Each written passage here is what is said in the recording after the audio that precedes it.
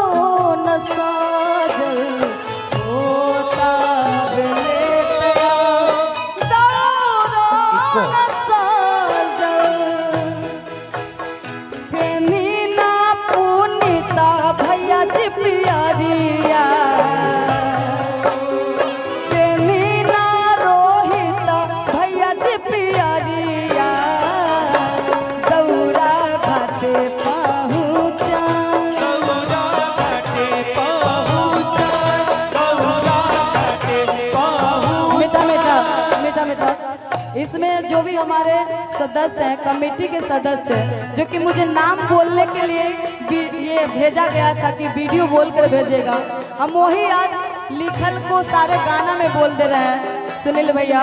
और कहना क्या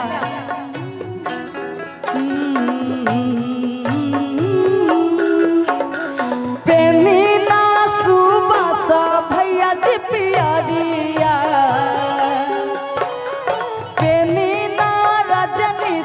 भैया जी प्यारिया दौरा घाटे पहुँचा, दौरा घाटे पहुँचा।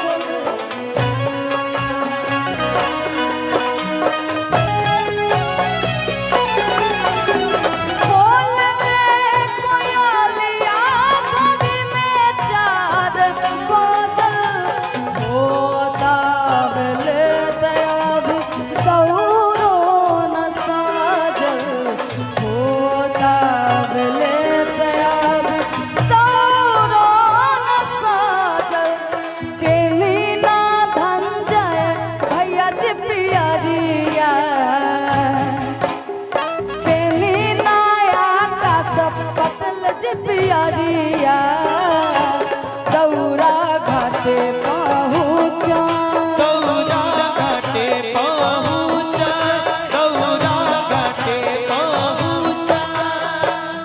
पेमीना अंकिता जी प्यारिया, पेमीना अंकिता भैया जी प्यारिया दौरा घाटे पहुँचा, दौरा